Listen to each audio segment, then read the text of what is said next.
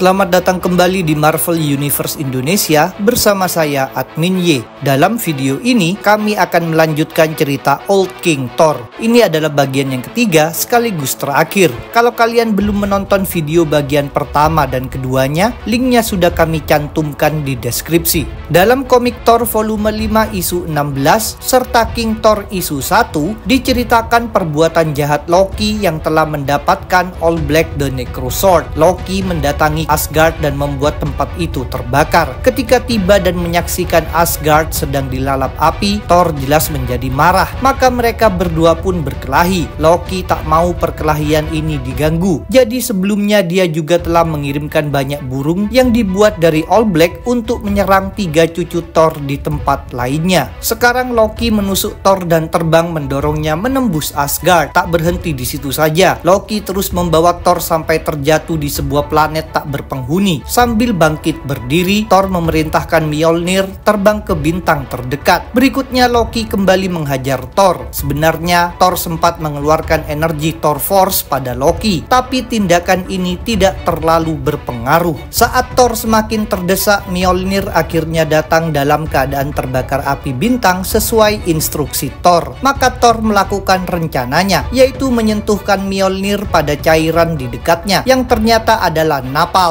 Planet tersebut memang mengandung napalm dalam jumlah yang sangat besar. Begitu terkena api bintang, segala napalm ini meledak sehingga planet itu hancur berkeping-keping. Peristiwa ini sekaligus membuat Thor dan Loki terlempar. Namun Loki masih belum takluk. Jadi pertarungan pun berlanjut lagi di dekat matahari. Kali ini Loki bahkan bertindak lebih sadis terhadap Thor. Loki menusuk perutnya, mencabut ususnya, lalu mencekiknya menggunakan usus itu. Thor masih belum menyerah. Dia pun melepaskan diri dengan cara menghantam Loki menggunakan Mjolnir. Setelah itu Thor mencekik Loki memakai usus tadi, mengikat ujung lainnya dari usus tersebut pada Mjolnir, lalu melemparkan Mjolnir ke matahari. Dengan demikian Loki pun ditarik paksa ke dalam matahari, sedangkan Thor terdiam sambil meneteskan air mata karena mengira telah menewaskan Loki. Sayang sekali cara ini pun tidak cukup untuk membuat Loki mati. Pada permukaan matahari muncul bercak-bercak hitam. Kemudian Loki muncul lagi sambil mengumumkan bahwa dirinya telah membunuh matahari. Dia juga berniat membantai bumi untuk yang kedua kalinya. Loki melesat terbang menusuk Thor sampai mereka berdua tiba di daratan bumi. Saat ini kondisi Thor sudah gawat. Dia merasa kesakitan sebab di tubuhnya tertancap banyak senjata tajam All Black. Sementara itu Loki memberitahukan bahwa dirinya akan memusnahkan segalanya di universe. Di tengah situasi ini terjadi sesuatu yang mengagetkan. Loki mendadak ditusuk dari belakang. Sang penusuk ternyata adalah Gorr the God Butcher yang sekarang muncul lagi. Walaupun sedang terluka akibat duelnya melawan Loki, Thor memaksakan diri untuk bergerak menghadapi Gorr.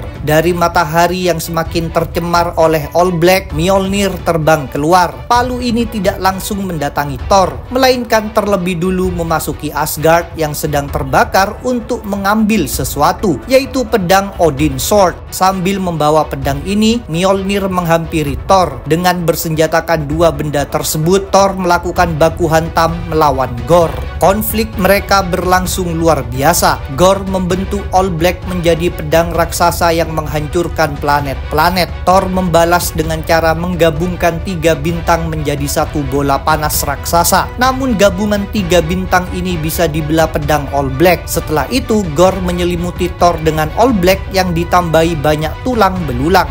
Dalam keadaan seperti ini Thor mendapat bantuan tak terduga. Loki datang menyerang Gorr. Walaupun begitu Gorr masih terlalu kuat bagi mereka berdua. Dia mampu menenggelamkan mereka dalam lautan All Black. Untungnya ada pertolongan lainnya, yaitu ketiga cucu Thor yang sudah melepaskan diri dari gangguan burung-burung All Black. Mereka disertai pula oleh dewa-dewa planet Indigar. Mereka semua mengeroyok Gorr sekaligus mengeluarkan Thor dan Loki dari lautan All All Black. Sayang sekali walaupun dikeroyok segala pihak ini, Gorr masih tidak bisa dikalahkan. Sebaliknya, Gorr justru semakin memperluas dirinya dan mulai menghisap universe ke dalam All Black. Untungnya pada akhirnya Loki mampu mengalihkan perhatian Gorr supaya Thor bisa mengeluarkan kekuatan petir yang amat sangat dahsyat. Saking kuatnya, struktur universe ikut berguncang. Berkat serangan ini, Gorr pun takluk. Meskipun begitu, di bumi, para manusia masih merasa bingung sebab langit tetap gelap. Seperti telah disebutkan tadi, matahari sedang sekarat akibat ulah Loki. Kini dengan menaiki seekor kambing terbang, Loki memasuki matahari untuk melakukan pengorbanan. Dengan kekuatan cerita, Loki memulihkan dan membuat matahari kembali menyala terang. Sejak itu Loki pun harus terus berdiam di dalam matahari. Seusai kekalahan Gorr, Asgard telah hancur. Jadi 3 cucu Thor terpaksa tinggal di bumi. Mereka harus ikut bersusah payah bercocok tanam bersama para manusia. Sedangkan Thor menjalani tidur khusus untuk memulihkan kondisinya. Melalui proses tidur ini pula, lengan dan mata kiri Thor beregenerasi sehingga tubuhnya kembali utuh. Setelah terbangun, bersama ketiga cucunya, Thor pergi ke angkasa dan menemukan sesuatu yang sangat menakutkan, yaitu kegelapan alias entropi yang dulu sempat dilihat oleh Thor sebelum bertemu Logan Phoenix. Sekarang kegelapan sudah semakin meluas. Apabila dibiarkan, maka kegelapan akan menyebabkan universe mati. Ketiga dewi tidak tahu harus melakukan apa, tapi Thor tahu. Begitu kembali ke bumi, Thor membisikkan sesuatu kepada Mjolnir, lalu menjatuhkan palu itu ke tanah. Ketika cucunya bertanya apa maksudnya, Thor sambil menangis mengatakan bahwa ini adalah perpisahan. Dalam suasana yang mengharukan, Thor berpelukan dengan ketiga cucunya. Sebelum pergi, Thor ingin berpamitan pula dengan para manusia. Jadi dia berjalan menghampiri setiap orang satu persatu dan memberitahu masing-masing dari mereka bahwa dia menyayangi mereka semua. Seusai berpamitan, Thor mengusap tanah bumi dengan tangannya untuk yang terakhir kalinya. Kemudian dia berangkat mengemudikan kapal Skid Blatnir sendirian melintasi angkasa menuju pusat kegelapan alias entropi yang sedang menggerogoti universe. Di sana, Thor mengerahkan kekuatan petirnya untuk menahan kegelapan agar tidak semakin meluas. Dia harus melakukan tugas ini tanpa henti. Dengan demikian, apabila terdengar suara petir, itu artinya kegelapan masih bisa ditahan oleh Thor. Suara petir merupakan tanda kasih sayang dari Thor yang memberi kesempatan bagi sisa-sisa penghuni semesta untuk terus melanjutkan kehidupan dan peradaban mereka. Itulah akhir cerita Old King Thor. Jangan lupa untuk subscribe, like, komen, dan share. Kalian juga bisa bergabung di grup Facebook, like fanpage, follow Instagram, serta dukung Marvel Universe Indonesia di Saweria. Linknya ada di deskripsi. Sampai jumpa lagi dalam pembahasan tentang topik-topik Marvel lainnya.